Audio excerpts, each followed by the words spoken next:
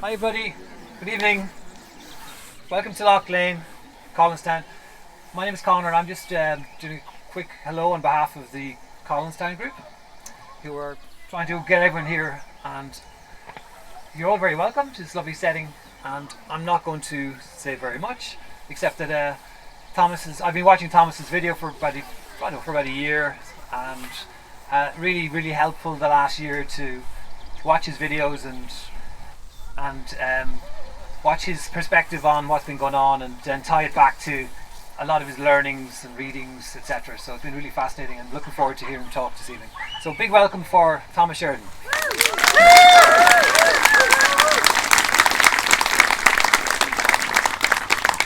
First I want to say thanks, Connor, and thanks to all the people from the Collinstown, what do you call it, the Anarchist or whatever, for setting this up. It's a beautiful, I'm glad we oversold the hall because this is much better, I think, anyway. And I missed an opportunity here to emerge from the lake, but the next time I'll do that. But it's all lovely for you to all come here tonight, and basically what we had, we held. We really did. And you should give yourselves a round of applause for that. Because I don't want to be too political tonight because I absolutely despise politics to the core of my being. Both left wing, right wing. I'm an anarchist, basically, as my mindset, and I don't have any interest in any desire to change people politically or any other way. I'm a believer in freedom and individual choice, and whatever people want to do with their life, that's their own business. I'm also passionately fanatical about free speech. That's something that's definitely under threat in this country and around the Western world in general. And we have survived in the last 2 years $1 trillion propaganda effort that's unprecedented in human history. There's been nothing like that, the dog agrees. There's been nothing like that in human history, yeah. And we survived it. And I think that's pretty incredible. And this is really what I want to talk about tonight. This is what I really want to talk about tonight, is why we came to be where we are. And I'll tell you what it was with me. When the initial lockdown stuff first started, I was genuinely, I said, maybe, this is it. I was skeptical a bit because 10 years previously there was a bird flu, similar promised pandemic that was supposed to wipe out humanity, and it never really took off, mainly because I don't think they had social media as the mechanism, the engine in order to drive it. Well, this time they had all their ducks in a row and they were ready for it. And I just, believed it. I was like, I wasn't fanatical, I didn't wear a mask, or I didn't lock myself in, well, I'm a recluse anyway, so I was locked in the house anyway. But I didn't go to the extremes of washing groceries and stuff. But there was this feeling inside me that was beyond my consciousness. It was almost like a voice that was in my subconscious was telling me, no, pay attention to this. There's more to this than meets the eye. And then there was one moment, it was like the day before I decided to start making those videos from the car, was when they said that the average age of death was 83. And that's higher than the life expectancy in Irish people anyway. So immediately it was like, this is all wrong. And then my business was shut down. I couldn't open it because of the thing, and a lot of friends of mine were in a terrible state. And so I just started this kind of meditation on the whole experience from inside the car. And it just, it was my dialogue with the world, to try and see if anyone out there felt the same way I did, and apparently tens of thousands did. And so from that it kind of became a meditation on what kind of world are we living in today. But the real reason why I think you're all here today, and why I felt that way, was that inner voice, that sense of knowing, that inner noetic, the Greeks called an insight that came from nowhere. There was the Eureka one, which was the one that came from the flash of lightning from the gods, which led to inventions and great moments. But there was a noetic insight the Greeks believed in, It manifested from within the subconscious mind, and they called it the daemon, or your higher self. It's also the word is actually directly translated from ancient Greece as genius, and that's where genius comes from. Mozart composed many of his operas and his symphonies through what he called the genius that came to him, the muse. Now, there's a great effort in, say, the last 20 years to act like we don't have souls. We don't have nothing. We're just biological robots, and there's nothing in here. We're just sacks of DNA, proteins, amino acids, and a nervous system run by your spinal cord, your heart, and it operates the neural pathways in your brain and your neuroplasticity. And that's all there is to it. You're just basically a biological robot. And you have very clever people like Richard Dawkins and others creating these kind of like secular churches of like, well, I'm just a piece of meat. My life doesn't matter. Okay, so when your child dies, we shouldn't care because it was just a loss of DNA. How dare you? You know, this is the kind of thing. What made you feel that way? Because you know there's something more to your life than what you are, what that is. You're beyond that. And therefore, this sense of knowing inside you is what makes you see things beyond the matrix or the illusion or whatever you want to call it, the zeitgeist. Human beings have always been like this. We live in an age where young people, and I'm not saying all young people, have a bizarre obsession with authority and the establishment. People in this country and all around the Western world somehow think that rebellion is fighting for the government. This has never happened in history except for places like Pol Pot's Kampuchea, and the Khmer Rouge, the Third Reich, and the Bolsheviks. But it's happened nowhere else. It's not normal, and it always leads to bad things. Because the purpose of youth is what Gorbadal said. The purpose of every patriot is to be extremely rude to their government. And not call them heroes because they're locking you down for months on end over a seasonal virus that kills mostly people over 83. Yes, it does kill people younger, but all seasonal viruses and flus do. Yes, the coronavirus is real. Yes, it's something to be very worried about. What was the solution? Sweden showed it. Lock up the people and protect the people who are vulnerable, who have AIDS, diabetes, cancer, the elderly. Let everyone else abide by social behaviours involving, you know, being considerate to a human being, walking and, you know, not being in places where you should be, keeping distances, minimising contact or you would possibly spread infection. Just like we did with the foot and mouth thing about 10 years ago. It would have been fine. It worked in Sweden. And we were told it wouldn't work. We were told that this was the answer, but people still kept getting sick here. I was never anti-vax. I never had a problem with vaccines ever at all. I just wasn't ready for this one. And it's just simple as that. My body, my choice. I wouldn't force anything on anyone else. And I don't go around coughing on people. If I was sick, I wouldn't go out in public. And I think most people have the decency and the common sense to do the same. I think that's normal behaviour. I don't need a government to tell me how to be kind and considerate. I'm aware of that. That's innate. I don't need politicians telling me that, bureaucrats. I don't need that. I don't need that.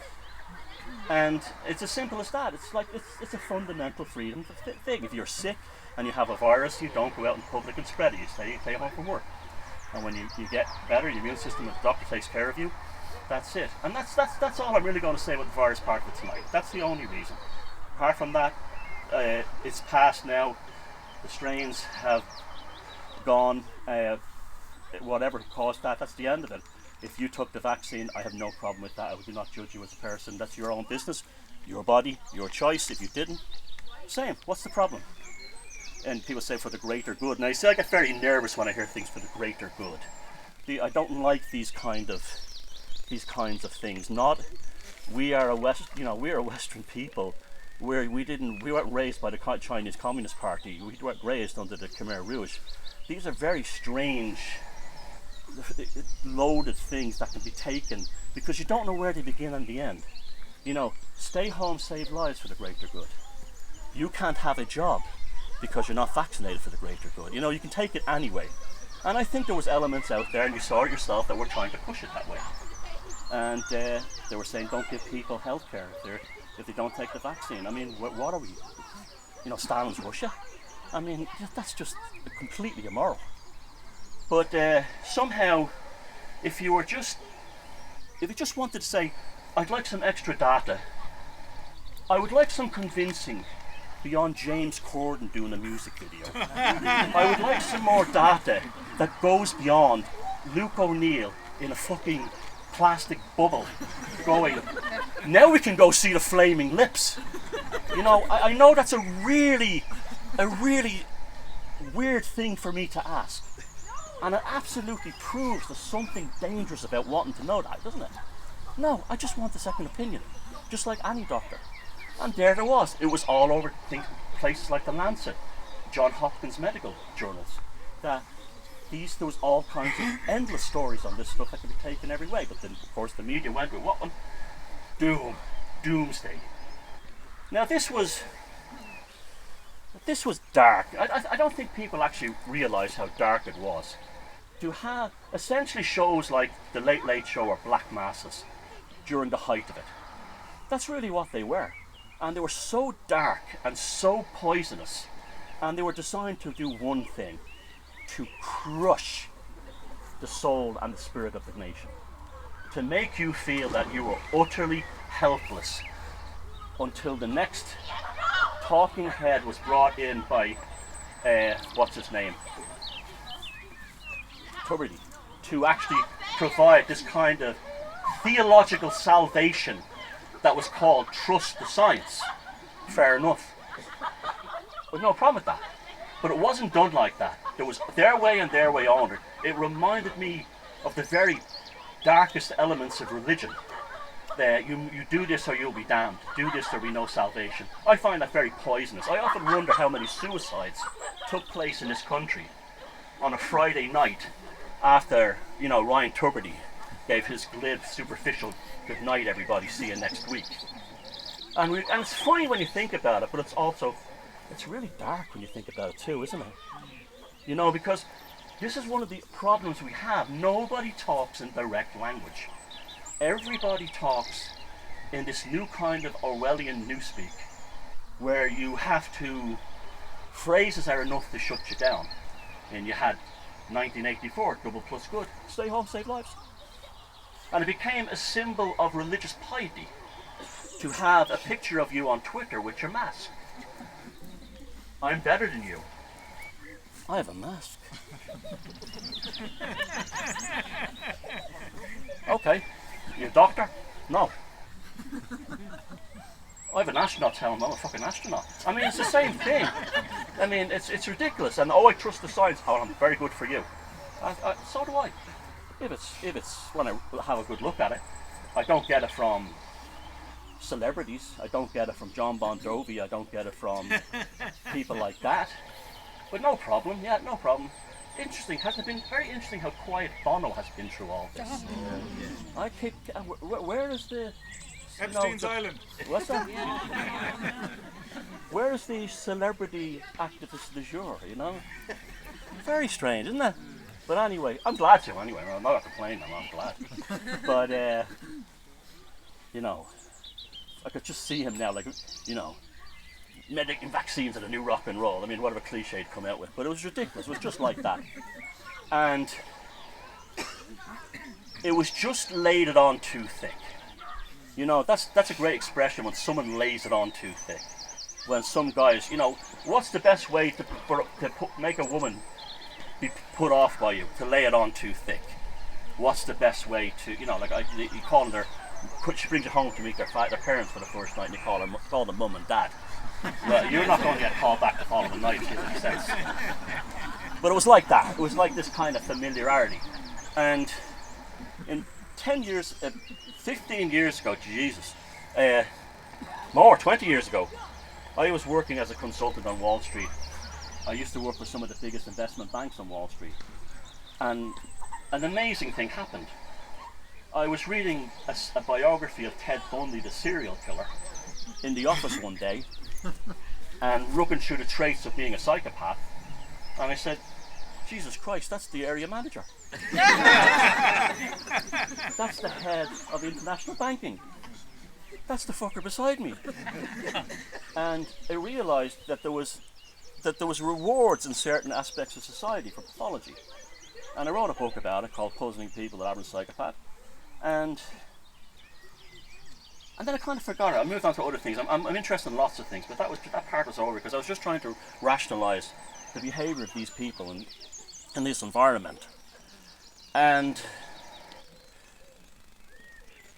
that all came back to me in the early days of the whole lockdown, the Rona thing.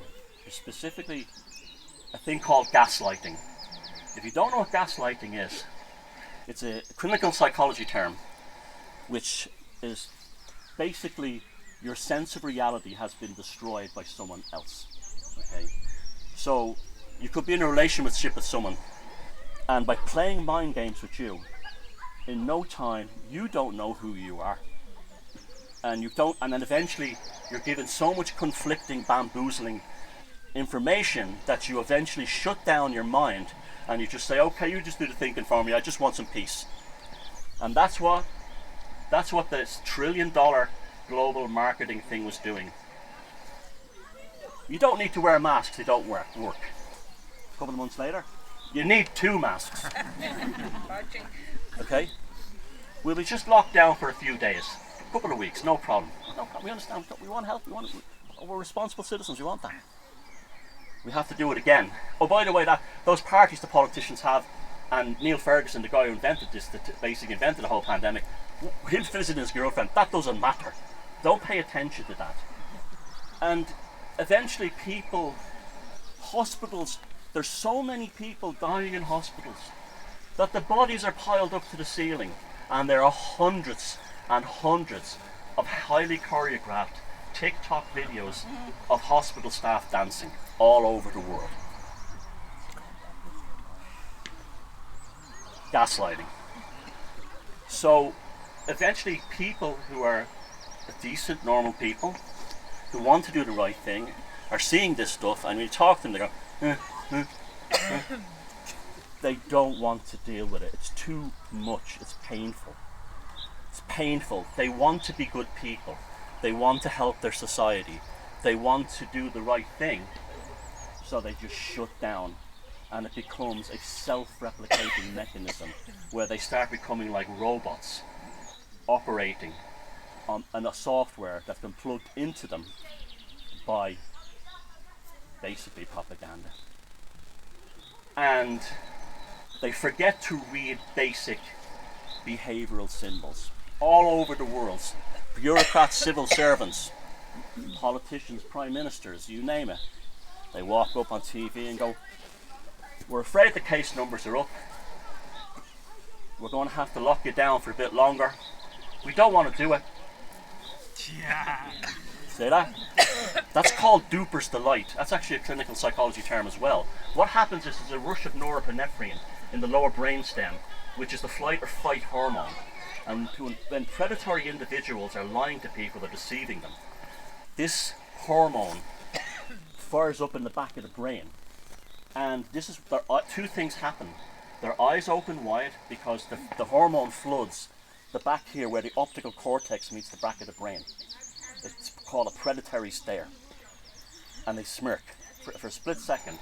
And that's because their internal self knows that their public self is telling a lie and devious. You've all seen it in your lives. You've all been, hey boss, kind of have a raise. Oh Jesus, there's no money coming in. We've all seen it. We've all seen it. Don't say you haven't, right? That kind of thing. There's another one. The liar's grimace. The liar's grimace is any detective or any criminal analyst will tell you, psychologist will tell you, when someone is lying, their mouth goes down. Their mouth is they're like that. Go back to the RT websites before they scrub them down and look at all the method pictures, and you'll see more upside down smiles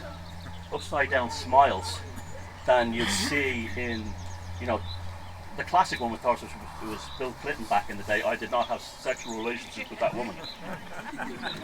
Every picture from the Grimace, the liar's Grimace. This is why I despise politics. It's nothing but a festering sore of pathological individuals. There's nothing in it for me on any level, on any side. Needs to bring the mic up a little. What's that? Yeah. And we have these people telling us to do it for the greater good. But after you can read their body language, you know that they're doing it to control us. And it's as simple as that. And they ran away with themselves. They became drunk on power. And why they became drunk on power is they did that to people's souls. They flattened their souls by gaslighting them, by terrorizing them, out and out terror. The numbers today, this number died, this number died, this number died. Can we have some context to the numbers last year and the previous year before? No. Now, one of the most insidious ones of all was Claire Byrne on RTE. And there was this woman in County, I think she was in Cork, and she was brought in as a token conspiracy theorist, right, that they're going to bring in. This woman was perfectly articulate. She had done her work. She was not a nut job. And they knew, they obviously had pre-interviewed her before she went live. And they had a panic moment inside the RTE newsroom. They had a panic moment, clearly. And they obviously went, well, how are we going to spin this? She's obviously not an idiot, you know? And so Claire Byrne comes on and goes, what you're about to hear, you may find very disturbing. And some viewers better stay away from the TV and maybe leave the room. Here comes a 60-year-old granny from Cork to frighten the shite out. This is literally what they were doing. And it was, to anyone who was paying attention, it was clear as day. And then Luke O'Neill comes in, and he is amazing. Him and his crowd all get to shut down all the bands and all the performers in the country. Yeah, he gets to play guitar on TV. They go, nah, I'm playing music, you're not. It's like, I would love to know how many band rehearsals he was thrown out of. You know, now it was this kind of revenge of the nerds kind of thing, you know. But it's like, some of you may not know who I am or what I'm about or what I'm even talking about, but I can guarantee you, the more I talk tonight, you will emerge from a miasma that you have been put under through propaganda. It's as simple as that. You have been just lied to on so many levels. Yes, there was a virus. Yes, there was horrible deaths. Yes, young people died. But that's life. You know, these things are always going to happen. And we always know, I'm not going to go down any political route, but there's a whole can of worms there regarding China, US labs, and all that stuff. You can believe it or not believe it. It's up to you. I'm not particularly interested in it. The only thing that interested me was what was being done to the people in this country. Now, you say to yourself, we're an isolated case. Now, imagine you were in a neighbourhood where you're a woman and you're married to a fella. You know, the classic street angel, house devil type, you know? And then you say, oh, Jesus, we're really bad. Things are really bad in this house. Oh, it's exactly the same at number 24. It's exactly the same at number 36. Across the street, the whole neighbourhood. We had not only our bunch, but we had Jacinta Ardern, whatever that thing is, in New Zealand, who's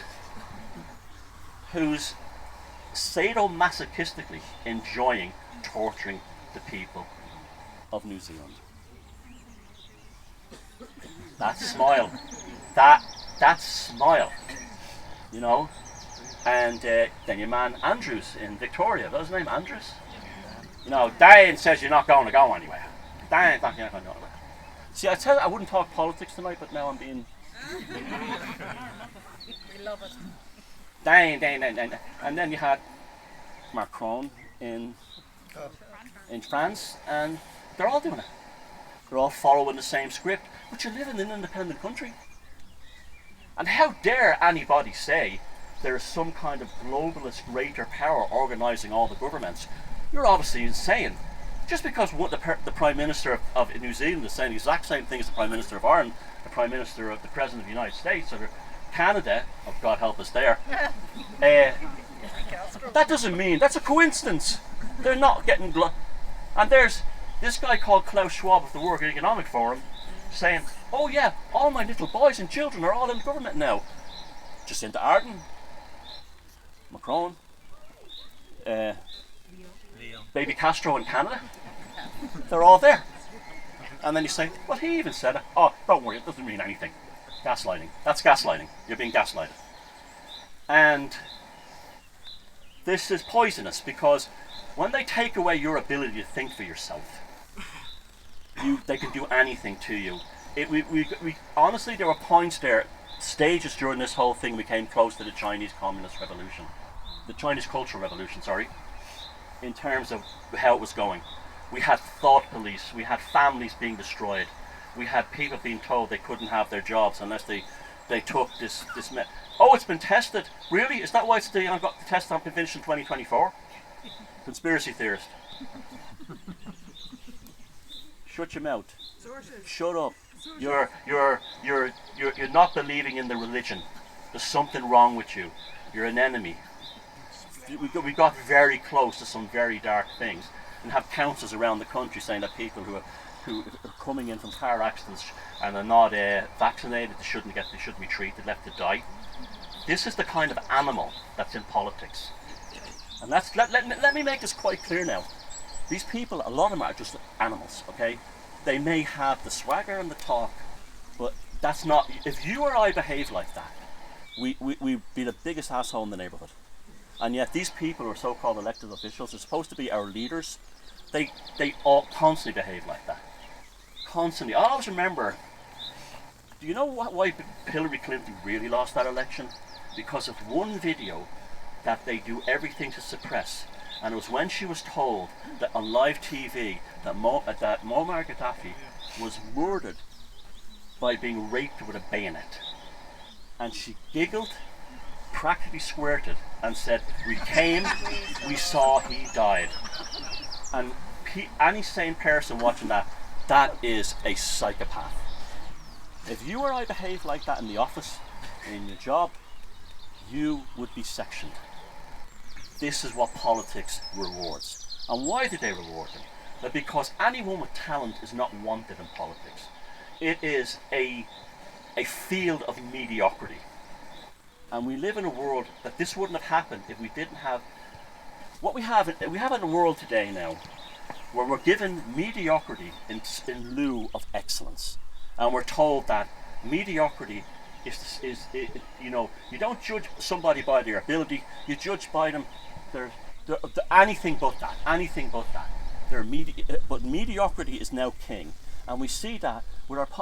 Have you ever seen so many mediocre politicians in all your life? Honestly, would you want to go? Here's my deal breaker with any politician. Would you go for a pint with any of them? Would you want to spend the evening watching a video with them? Right? They're innately dry shites, every last one of them. They're not dynamic people, and they're not capable of inspiring anything in us. So they hire massive amounts of propaganda and spin. Massive amounts of it. And this is how they compensate for their mediocrity. They hide it behind spin doctors, PR, TV ads. Now, to the subject at hand, okay? I spoke about that.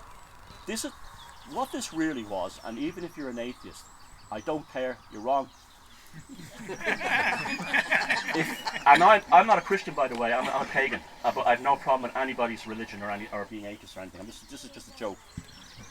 If you felt this innate voice from inside you going, "This is all bollocks," that's a spiritual experience, because that's your subconscious saying to you, "Watch out. Be careful." This is almost like an intuition. Be careful. Be very, very careful. And this is something that you have to follow, because if you, regardless if you're religious or not, or spiritual or not, your subconscious mind is a fact. Clinical psychology tells you it's a fact. That you have a lower pole of cognition. It's part of your defense mechanism in the world. Our ancient ancestors would use it to know that there was a predator nearby. They would know. It's the same instinct. It's the same thing. Okay, and it's very, very important that you have and maintain this, and that is part of your innate biological consciousness and cognitive self. They all work together. That's why you get goose pimples around certain people, why your blood rushes when you're around others, why you don't get that strange feeling around other people. That's why that happens. And this is your subconscious mind telling you this. Now, I'm not a flag-waving nationalist or anything like that. I don't really think that much about that stuff anyway. But I do love this country. I absolutely think this country is amazing. Look behind you. Do you know how many people around the world would die for this? You know, they get on airplanes and fly thousands of miles just to see this. And this is, you know, we have this, okay? We're being taken away from our spiritual identity as Irish people, I think. I really do. I feel that. If you look at the founding fathers of this nation, when it first, and it's not a political thing really, but it is in a way, but it was deeper than that. These were people who, they went through the hell of a war of independence and the hell of a civil war to basically give us this nation, okay? Now, it's very easy for Leo Varadkar to stand on stage and say, oh, we need to change our flag. Or other people to say, you know, these middle class types, oh, you know, the national anthem is a third of dear, you know, we should replace it, you know. It's very easy for them to say that. But we have no idea, we could never even begin to comprehend what those people went through, say, between 1916 and 1922. We have no, you know, and I'm not a nationalist, I'm not an Irish head or anything like that, I'm not Sinn Féin, any of that stuff, but I respect what those people did. They definitely deserve it. Now, you know, to change the flag is a spiritual attack on this country. I'm sorry, it is. And you can, okay, I know there's dubious origins to the Irish tricolour and all that stuff, but it doesn't matter. The sacrifice that was paid for that has charged it with a kind of a spiritual force that it has to be respected. Other countries respect it. We don't. We're being told not to. And that bothers me. You know, we're being told, change the flag, just now a piece of cloth, you know. You know, we should change the government, just now a piece of biological skin suits. You know, it's really wrong, you know. And I think we're losing. Let me tell you an example. In the late 1800s, a group formed, made up predominantly of Anglo-Irish Protestants, called the Gaelic League. And why the Gaelic League came about was there was a sense that people were believing that we were somehow losing our Irishness.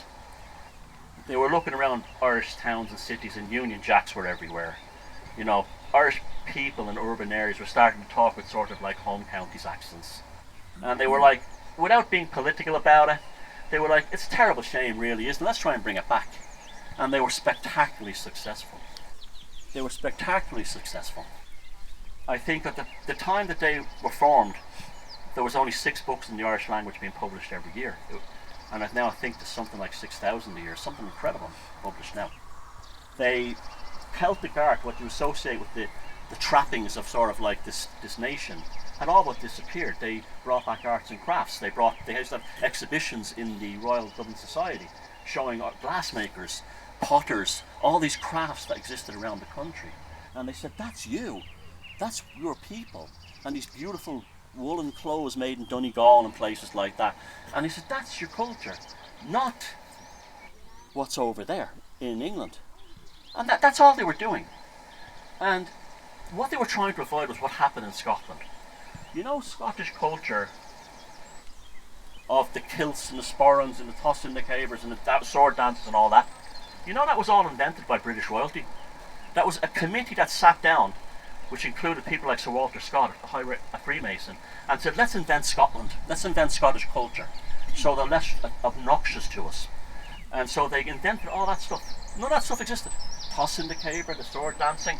It was invented by a committee.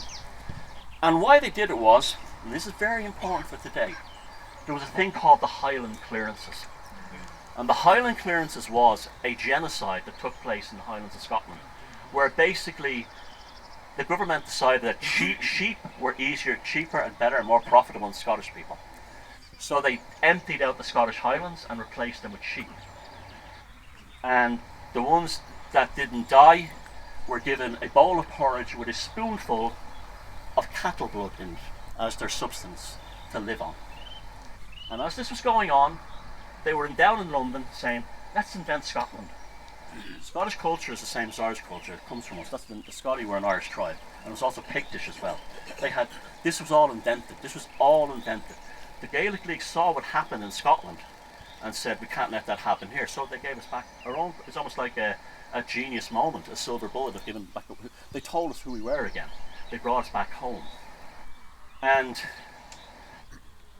the early Irish state was quite amazing in many ways. It didn't have any money. The infrastructure had been destroyed in the Civil War.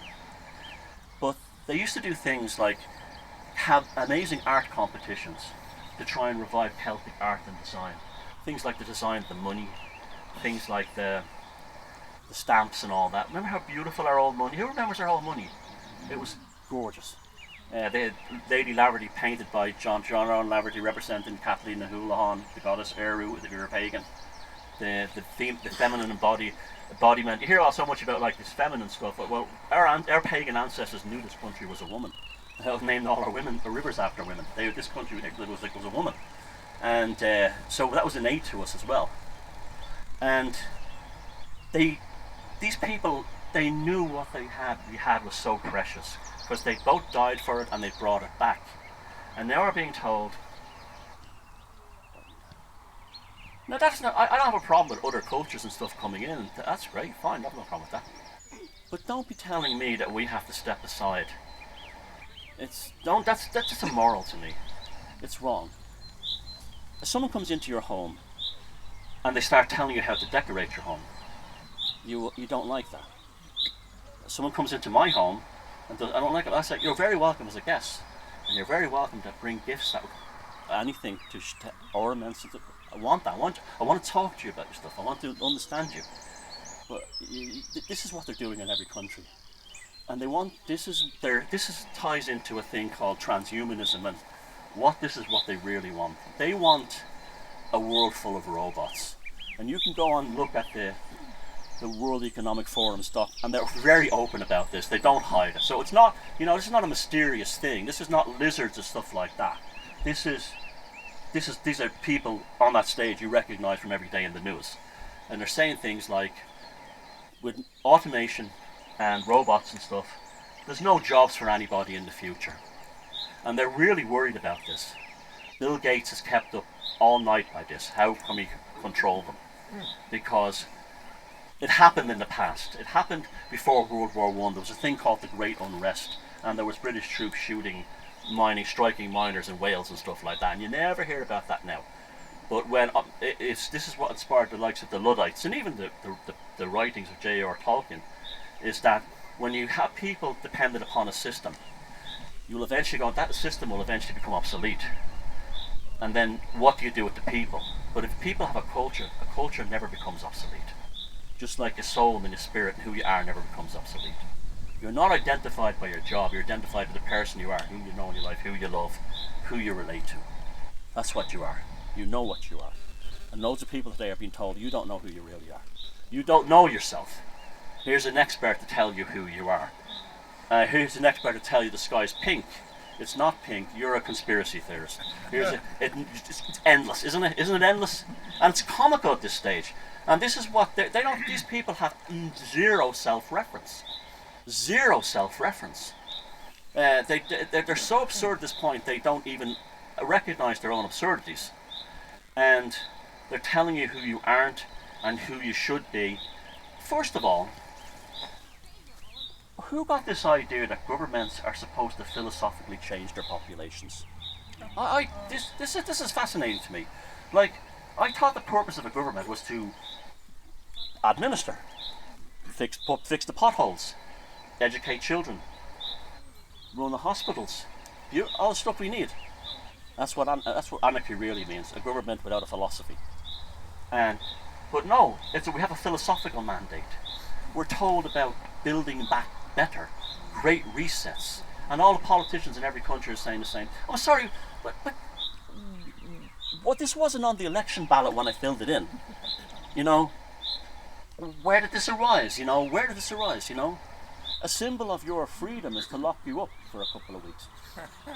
I mean, this is incredible stuff, and people have forgotten, and it's been made worse by the lockdown, that we're not animals on their farm. They really do see us as that now. And what's the answer to that? Do we, well, I don't believe a violent thing will work because you're just playing into their hands. Remember, lefties, the word revolution means coming back to where you started from. I don't want to go back from where I started from. I don't want to go back to where we came from. Put in 2019, but in terms of the freedoms we had then, I'm a great believer in the parallel society. I'm a great believer in independent communities around the country just doing their own thing. They don't have to cause trouble. They don't have to be a pain in the ass to anyone. They can just find a way to live without having the 6 o'clock evening news being the arbiter of their consciousness. Or, I haven't had television in about 20 years.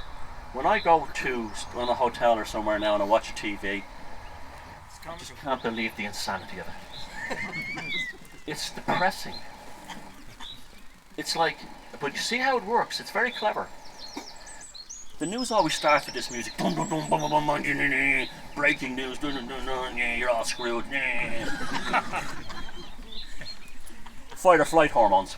Norepinephrine. Jesus Christ. Hello. It's crap. And you're screwed. And that's that. Anxiety levels. Jesus. Chain smokers. Then the stories get slowly better. They get less frightening as the news progresses. And just as your heart rate has come back to normal, we'll be right back with the sports. Oh Jesus Christ, a couple of English millionaires are going to give me meaning to my empty life. Brilliant. Comes back on. My team won tonight in a city I couldn't find on a fucking map. My team in a foreign country. Yeah. And then they have a recap of the news. And then a little kind of like magazine story. And now we have the cheese festival in Termonfeckin.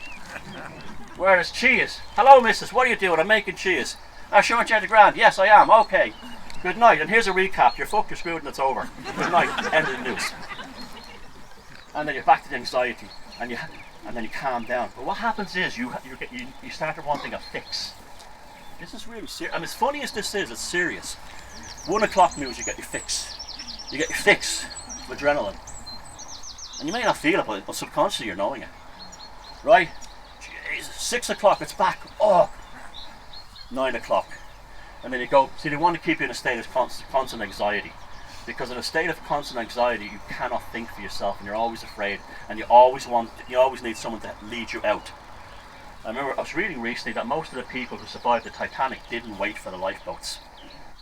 They didn't wait for the light. They stood in line waiting to do what they were told, and then they went down with the thing.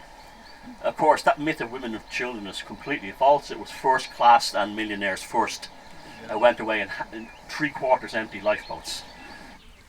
People like us who said, hell with that, jumped into the water and swam to the lifeboat, and the other was sat there going, as the thing was going down, there's a lifeboat coming. And that's what they wanted. A whole society made of people saying, the lifeboat is coming as the thing is going into the water. That's what they want, a society full of people like that.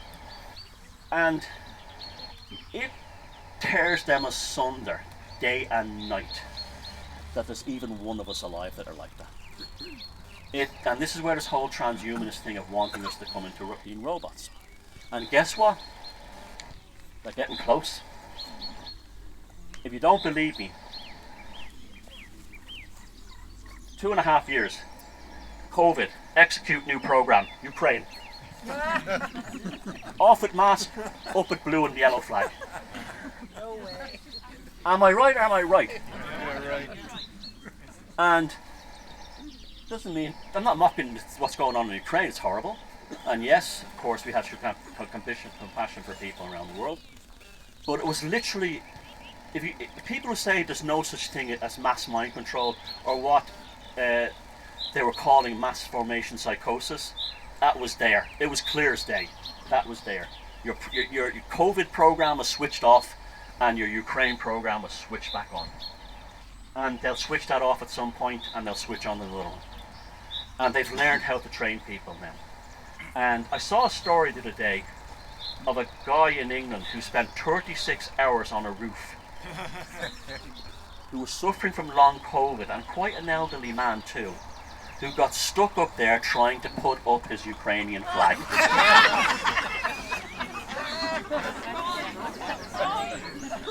That's sad. That's sad. That's what, and it's evil when you think about a man who's not well being mind controlled by the BBC to go and think he has to do that. You know. You remember Rod Hull and Emu? Remember that puppet? Do you know how Rod Hull died? He was trying to fix his TV aerial. You know what his final words were? "Fly, you bastard, fly."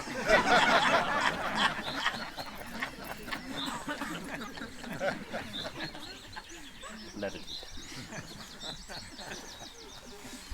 That's another defense mechanism, satire. Satire is incredibly powerful. This is why they have systematically killed comedy. Comedy today is, there's right-wing Nazis and homophobes everywhere. I went into a shop the other day and they asked me if I was a man. They should have said, what gender am I? It's like, every day I wake up, I say, what planet am I on today? But seriously, they've killed comedy. Why? Because our comics in the past, you know, were the ones who could actually do it. The satirists here at Miles and Gopanian. You had the likes of Peter Cook and Dudley Moore in England. You had lots of them. They were just fantastic. Alexei Sale, so many of them. You know, they were endless. Peter Cook. It just goes on and on and on and on. And you went back to like Roy Rogers in America. Just Groucho Marx, phenomenal. We don't have that kind of sarcasm anymore. That's been banished to the margins. The great Australian comedian Steve Ewas recently did a tour here of Ireland. He's decided basically not to do the mainstream anymore because they don't allow him to be funny. So he does independent things. Comedy clubs want a political speech with claps at the end. And a lot of this training has been going on forever. Do you remember the TV show Friends and stuff? There was no jokes on that. And it's so, you put the pizza in the kitchen. And this is what it was like. I remember there was a TV show years ago when I was a kid called MASH. Does anyone remember that? And RT started showing the American version, which had laughing after the jokes. But the BBC did something very interesting, and they took away the canned laughter, and the whole dynamic of the program changed. It wasn't a comedy program, it was quite dark. And it just showed you how by just doing something like adding canned laughter, you can switch the sort of the aesthetic of something, the context of something. It's amazing really. And they banished our comedians, so they killed our bards. And this is something we've had forever. In Ireland, the tradition of the bard was very, very powerful. He was the one who could mock the chieftain and live. You know, and the chieftain would want that. And you had that all over Europe. You had like the troubadours and the bards, and they would mock the king, and the king is so stupid today, and look at this, you know, if you let that roar and laugh, and you get away with it. Because the royalty knew it was a safety mechanism for him too. Because he knew that it was important to have this satire. It served as a function in society to balance society out. But we don't have that now, so no one has a sense of humour anymore. And thank God for memes. I would probably have put on a suicide vest 2 years ago if it hadn't have been for memes. They're literally the only thing on the internet worth watching now. I have an almost religious devotion to memes. And the more offensive and obnoxious they are, the better. I live for memes. Because they give me a shining ray of hope that somehow we can get back to what we were meant to be. And there are huge numbers of people out there who understand the power of satire. And there's a certain demographic, political demographic, those of you who are trying to start trouble, I said political demographic, who can't meme. Why? Because they have no internal self-reference. An important thing in laughter is the ability to laugh at yourself. One of the things people tell you about cults, that cult members don't get jokes, they can't laugh because they can't laugh. It's been taken away. I'm here. We're here for the Jupiterians from, planet XYZ. From Uranus. No! That's what it's like, That's what it's like. They take that. It's a cult we're dealing with. They're trying to turn us into a cult. We have the cult of COVID, now the cult of Ukraine. Now, I've all the compassion in the world for all the people who suffered. But I'm not giving up my life for your objectives. And just consider this. 4 or 5 years ago, Micheál Martin, lovely man, I met him once. He walked into a room I was in and goes, "Oh, it's yourself." And very nice fella, I found him. He stood up in the dawn and he said, "We will not go back to sovereignty, look backward at backward sovereignty." And I was like, what? In the building that thousands of Irish people died to secure its existence, you want to have talk of backward sovereignty? Okay, does he have conviction for this? Well, he's really keen about the sovereignty of Ukraine. Now, doesn't that tell you something? Doesn't that tell you something? He's Mr. Have you noticed that now? He's now the saviour of Ukraine. I'm going to defend their borders. I'm going to save that country. I'm going to keep them intact. Ireland, backward sovereignty. Is that conviction? There's no conviction. There's no conviction there. These are just merely scripts he's told to read off. Doesn't make them evil people. They're not all evil people. But what they're involved in is poisonous. But they're not all. There's conviction there. He wouldn't have said that in the dawn in the first place. And he'd also have a self-reference that he would be aware of his own hypocrisy when he's doing it now regarding Ukraine. But here we are. And where are the comedians coming on TV to satirize this, to joke about this, to make fun of this like we had in the past? Where are the TV hosts like Dave Broad who would show two sides of a debate? They're all gone, and they've been replaced by RTE is nothing more than the government fan club. That's all it is. It has a bizarre love-in with Irish politicians. Adores them, treats them like gods, worships them like... It's literally... RTE is a temple for the worship of politicians at this stage. It's as obvious as clear as day. And it's all horrible. That's not democracy. And then they start talking about, we're going to defend democracy. We're going to defend our right to choose. But you can't... Here's the guard to check your groceries to make sure you didn't buy anything that wasn't necessary during the lockdown. And that was a real dark moment for me when I saw those videos in RTE of the guard going, that was dark. That was a really dark moment. But the darkest thing that happened in all of this was when Justin Trudeau raided the bank accounts of the truckers. Because what they did then was give us a science fiction novel of the future that's coming. They made their move. Because he's a poisonous little aristocrat from affluence and money, a little spoiled rich kid, he went too soon. And that's why I think the politicians are snubbing him. Because you're raiding the bank accounts of people who are demonstrating. You're cutting their money off, their money that they earned. And that what we saw then was the future. Because if they could have gotten away with it in this country, they would have done it. They would have done it. That's what we were given. It was a science fiction novel of the future. How much more time do I have? I know it's getting cold. I don't want to keep us here. As long as Yeah. What? it's 1 hour so far. I'm an hour so far. Okay. Is it another half an hour okay? Yeah.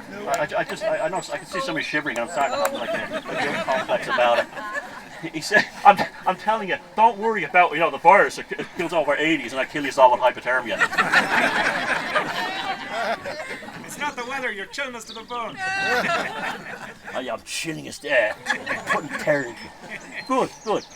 That time you had a fire on your arse. But we all have the same things in life. Human beings are actually very simple in terms of their needs. Human beings just want to be left alone. To look after the ones we love, to take care of the ones we love, to enjoy our lives whatever way we can. That's all we want. We don't want anything else. We're very low maintenance. We're very low maintenance, really, in terms of what we want from this life. But we're not allowed to be happy. We're not allowed to be comfortable. They're constantly taking something from us. They're constantly agitating us. And something has arisen from this, and it's quite frightening in Ireland in particular. There's a lot of cowardice in males. Sorry men, you've let the country down. As one of them, the last time I checked, you've let the country down in a lot of ways. When I see a man at this point now, and I'm waiting for something to hit me, wearing a face mask, what I see is a baby with a suitor or a dummy or a pacifier in his mouth. That's what I see. Right? It's a comfort blanket. It's something to ground you in your fears, because you missed the days when life was simple. The government told me to do this, I could do that. Huge numbers of people have to be told what to do all their lives, and the education system plays a huge part in this. It stops people from thinking, and I need rules. God, I need rules. And so they were them types were all so happy during the whole. They knew exactly what life was, and suddenly the Catholic Church in this Ireland was replaced with these rituals, washing your hands under the water.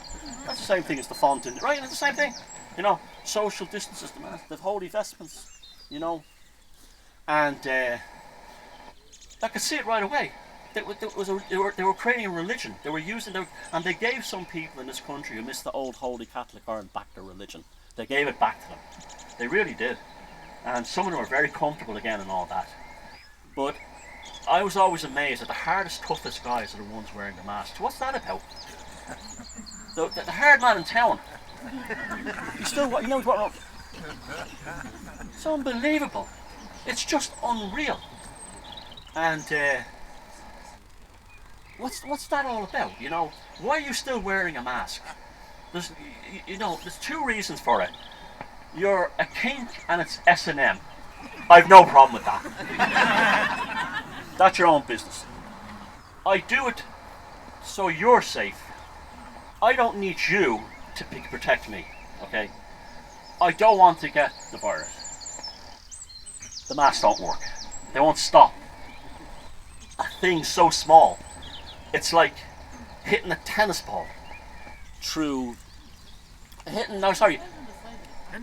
sending an atom through a wire fence and expecting the wire fence to stop it, and then sending 1 billion atoms through a wire fence. The reason why surgeons wear masks in operations is so there's open wounds there, there's open flesh and viscera. If they sneeze, that could be an extremely terrible thing to happen. Or there's also smells involved as well that are quite unpleasant regarding stomach operations and stuff. They don't work.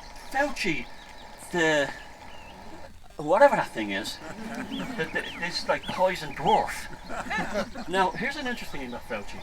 I lived in New York at the height of the AIDS thing, and he was despised by the gay community because he was seen as someone who was preventing people from getting AIDS treatment. Now he's the hero of the gay community. What? This is how they're all reinvented. And it's all done through media mass manipulation. That's all how it's done, mass formation psychosis.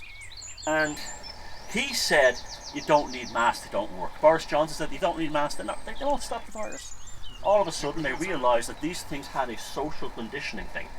You walk into a room full of people and you don't have a mask and they have a mask, suddenly you're a target. They realised that had a power far beyond stopping infection. It had a social engineering aspect to it that was brutal. And then they said, well, let's see if we can take this thing further. What if we create a situation where, say someone isn't vaccinated, get rid of their civil rights? Can we get rid of their civil rights? Can we take them from them? Yeah, we can. And then I have friends whose their parents wouldn't let them into the house because they weren't vaccinated. And the day that Micheál Martin gave the all clear, called them up and says, you can come now. So which do you love more, the government news broadcaster or me, your child? You see, this is dark. This is how dark it got. This is how dark, this is how poisonous the whole thing got. And I knew it was all going to come to an end when Neffit said, we're considering mandatory vaccinations, and even people who are pro-vax, and by the way, I was not an anti-vaxxer. I've heard people say that about me. I had no problems with vaccinations. I never really thought it gave them much. I read about them, and I know they've been tremendous in preventing certain types of diseases in the past. But I wasn't going to take this one that was suddenly rushed out in a hurry. I wasn't willing to be a human lab rat. I wasn't. Something happened, and a wall went down and said no. And I will not do it. And when they said that, I knew that the game was up. I knew the game was up. Because that was desperation. I don't know how many, I know most people are vaccinated now, and I said, I've no problem with it, that's your own business, your body, your choice. But I knew that moment that they were not going to do it. They were testing the water, and even people who were very heavily pro-vaccination were saying, I cannot agree with mandatory vax. I cannot agree with it. It's wrong. It's just wrong. So they pushed the envelope, just like Trudeau with raiding the truckers' bank accounts. They pushed the envelope a little too far, and then they said, okay, we'll just shut the whole thing down. And they did. And they had their fun and their gaslighting, and then they sat around for a few weeks trying to terrorize us a little bit there, but then the Ukraine thing started and they had a whole new thing to work with them. And this is all to crush your spirit and your soul. So, like I said, I'm not a political person, but I watch these things because I'm interested in how the dynamic of them affect people, society, and your own self, and your own relationships, and your soul, and your internal being.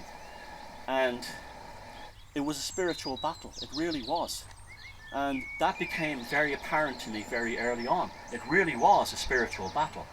And those of you who resisted, you were driven by forces inside you, and I'm not going to call it God because I don't know, but it was that aspect of yourself that told you this is not right, and it got you to hold on.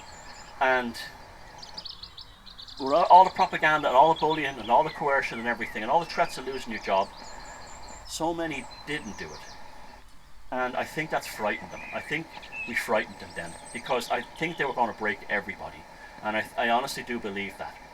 And that gives me a huge amount of hope that instilling quite a lot of people in this country and other countries around the world, they know what it means to be free.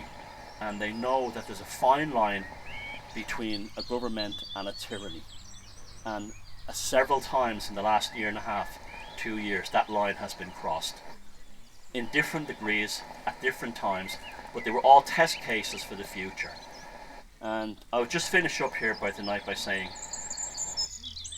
what they did in the last 2 years was to test the water for what they want in the future. And what you need to do as a person and as a family and as an individual is to remember everything. Remember Luke O'Neill in that plastic bubble. Remember those poisonous dark black masses that were the late show. Remember those politicians who said those disgraceful things about people who are not vaccinated shouldn't be getting operations if they come in for a car crash. Remember them, because they are repetitive pathologies that will show up time and time again. And when they're ready to make their move for the next thing, they will start repeating those things again. Because this is their playbook. They've always done this. They will repeat the playbook again and again.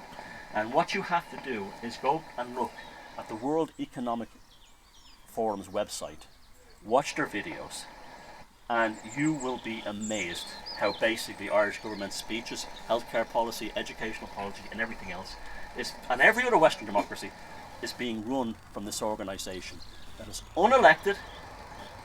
You didn't ask for it, and your politicians are basically treating you as a farm. In fact, I'd go one step further.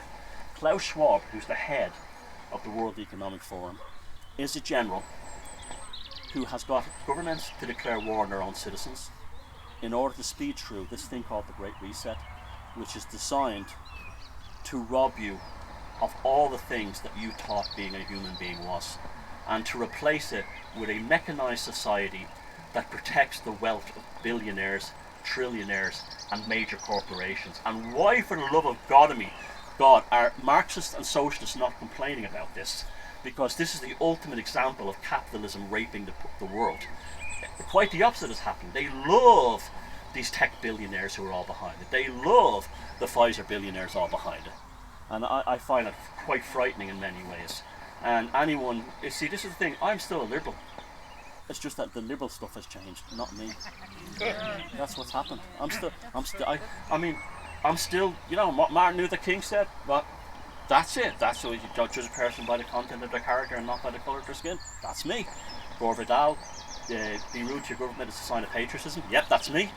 All those things, you know, all that stuff, that's me. I haven't changed, but everything else has changed, and you mustn't change either.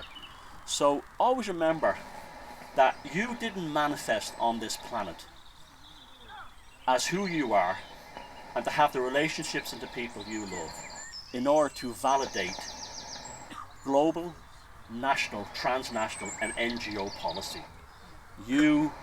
This universe didn't come into creation, and all the evolutionary things that happened along the way to make you a Homo sapien today didn't happen for these moments. They didn't happen for that. The universe was not created to have you wearing a face mask watching a movie once you had an ID tracking tracing thing. The universe wasn't created for that purpose. The universe provides you with so much more than that, and what they've done is they've limited how you see yourself, how you see your life.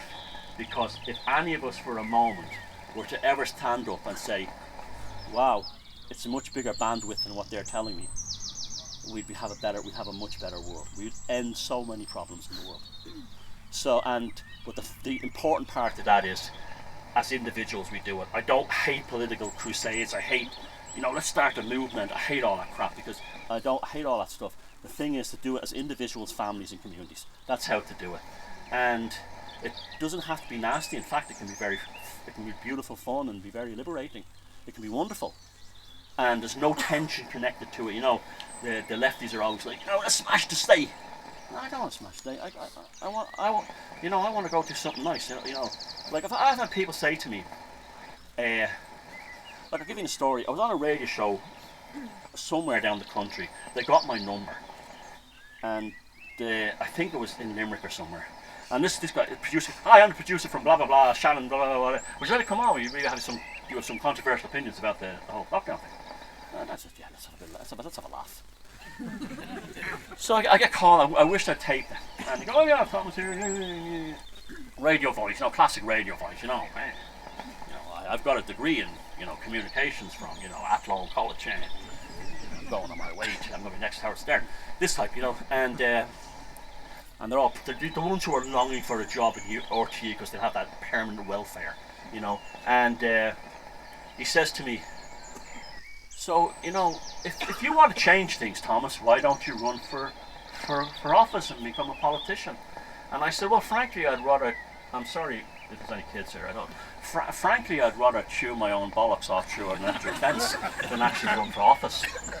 And you could actually hear the producer in the background. And he goes, well, here's Jessica with the traffic. And why that behaviour was like that is because there's no authenticity. You're not allowed to be yourself. You're not allowed to be authentic. And there are people, and they're mainly politicians, who live in a state of pathological terror, of fear, of all of us developing convictions and sticking by them. So, thanks very much for coming. I'm sorry for freezing us all to death. And next time they set up heaters, okay, or something like float heaters or something. And it's a beautiful evening, and you're all wonderful, and God bless you all, and stay calm. Thank you.